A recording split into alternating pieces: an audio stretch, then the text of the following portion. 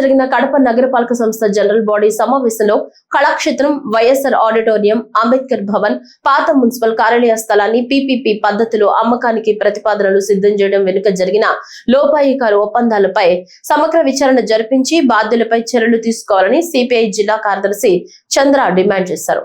CPI కార్యాలయంలో ఆయన మాట్లాడుతూ నగరపాలక సంస్థకు చెందిన విలువైన స్థలాలను పీపీపీ పద్ధతిలో ప్రైవేట్ వ్యక్తులకు కట్టబెట్టే ప్రతిపాదనను జనరల్ బాడీ సమావేశంలో ఏకాభిప్రాయంతో వ్యతిరేకించిన పాలక వర్గాన్ని అభినందిస్తున్నామన్నారు. అయితే ప్రతిపాదనల వెనుక నగరపాలక సంస్థ కమిషనర్ అధికారుల పాత్ర, వారి వెనుక అధికార పార్టీ నేతల లోపాయికారి ఒప్పందాల్లో కోట్ల రూపాయలు చేతులు మారినట్లయితే భవిష్యత్తులో నగరపాలక సంస్థ ఆస్తులకు రక్షణ లేనట్లేనని వారు పేర్కొన్నారు. గత ప్రభుత్వంలో భూముల ఫ్రీ హోల్డ్ వ్యవహారంలో అక్రమాలకు పాల్పడినట్లు ఆరోపణలు ఎదుర్కొంటున్న కడప నగరపాలక సంస్థ కమిషనర్ మనోజ్ కుమార్ రెడ్డి కమిషనర్ గా బాధ్యతలు చేపట్టిన నాటి నుంచి అనేక అంశాల్లో ఆరోపణలు ఎదుర్కొంటున్నారన్నారు. చెన్నకేశ్వరరెడ్డి, ఎంఈ విజయ్ కుమార్ రెడ్డి, లేకపోతే సిటీ ప్లానింగ్ అధికారి మనోజ్ రెడ్డి, వీళ్ళ ప్రమేయం ఉన్నా కూడా మేము ఖండిస్తా ఉన్నాం, వ్యతిరేకిస్తా ఉన్నాం.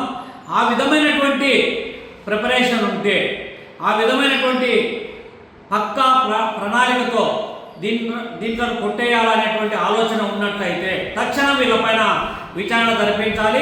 నగరపాలక వర్గము వీళ్ళను ప్రభుత్వానికి సరెండర్ చేయమని చెప్పి తీర్మానం చేసి పంపించాలని కూడా మేము డిమాండ్ చేస్తూ ఉన్నాం. ఎందుకంటే రాష్ట్ర ప్రభుత్వము ఒక పక్క ప్రణాళికతోనే రాష్ట్రంలో ఉన్నటువంటి విలువైనటువంటి ప్రాపర్టీస్ ఇవాళ రెడీమేడ్గా కట్టబడినటువంటి మెడికల్ కాలేజీలను రెడీమేడ్గా ఇవాళ అమ్మకానికి పెట్టినటువంటి నేపథ్యంలో పెద్ద ఎత్తున వ్యతిరేకంగా పోరాటం చేస్తూ ఉన్నారు ప్రజానీకం, అన్ని పక్షాలు కూడా.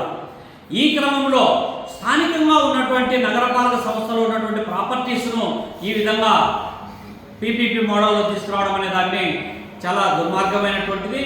పైగా ఇవాళ కమిషనరు దీన్ని బట్టి ఏం చెప్పాలి, మనము కమిషనరు రోజువారీగా ప్రతిరోజు ఉదయము తిరుగుతున్నారంటే ఖాళీ స్థలాలపైన కన్నేయడము, ఖాళీగా ఉన్నటువంటి ఆస్తుల మీద కన్నేయడము, దాంట్లోనూ అధికార పార్టీ నేతలు కట్టబెట్టాలనేటువంటి ఆలోచనలు, కుట్రలు, కుతంత్రాలు దాగి ఉన్నాయనేటువంటి విషయాన్ని ఈ సందర్భంగా మనం ఎందుకు అనుమానం వ్యక్తం చేయకూడదు, ఆరోపణ చేయకూడదు.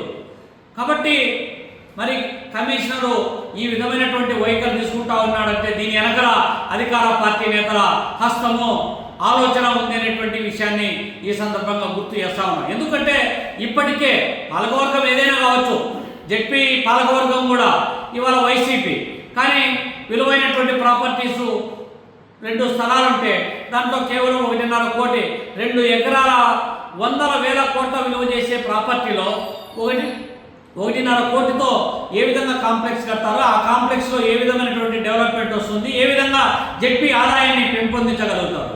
కాబట్టి జెడ్పీ స్థలాల విషయంలో, నగరపాలక సంస్థల ప్రాపర్టీ విషయంలో ఇవన్నీ కూడా అధికార పార్టీ నేతల కనుసన్నల్లో అధికారులు బుల్డోజ్ వీటిని కొట్టేసేటువంటి ప్రయత్నాలు ఏదైతే జరుగుతున్నాయో పాలకవర్గము వైసీపీకి ఏమాత్రం చిత్తశుద్ధి ఉంటే ఆ అధికారుల పైన చర్యలు తీసుకోవాలి.